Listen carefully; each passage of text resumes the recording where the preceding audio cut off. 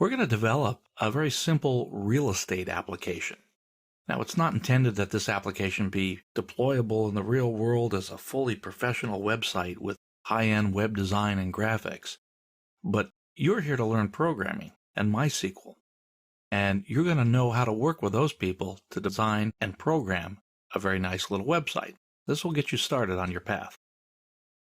So here's where we're going to end up. This is the King Real Estate application, where the customer is king.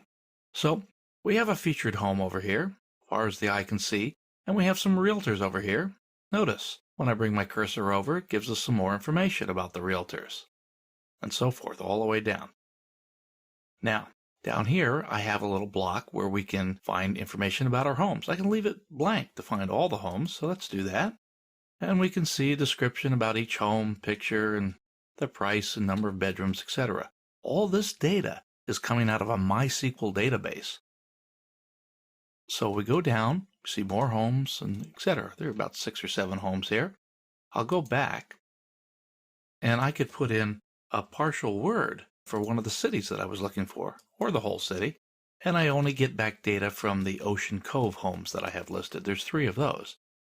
So you're going to learn how to use PHP to filter this data out and present it on a web page just like this. I can click on the banner and get back to the home page. I can go down here and I have a couple of links. I have a link for a guest book and a mortgage calculator. I'll go to the mortgage calculator first. You want to put a financed amount in there. We'll finance $200,000 at 5%. I calculate the payment and it puts the payment in here automatically. And I say to myself, I think I can get 4%. What would that do for me? Calculate it again, I get a new value. So now, hit the banner, go back, come down here, let's look at the guest book. So, simple enough, we want people to contact us and give us information so we can try to sell them a home. I can look at what we currently have in the guest book by clicking on this link.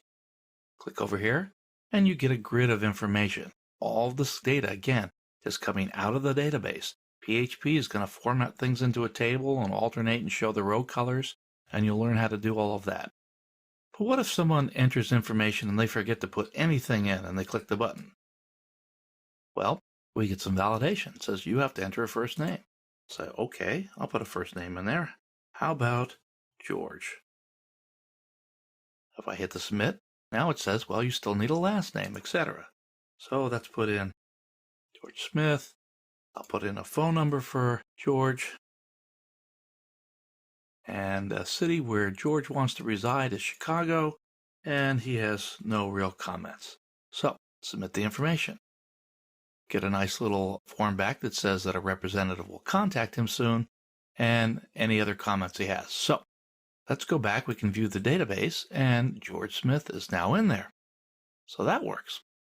Come back. And that's it in a nutshell. We see that we can do a lot of neat things with PHP and data right off the bat. You're going to learn how to use data in the database, and I'm even going to show you a little bit how to use data from files that live on your server. This is the difference between running something locally and running it on a server.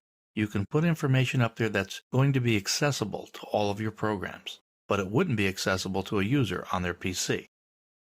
That ends the presentation on the web application we're going to develop.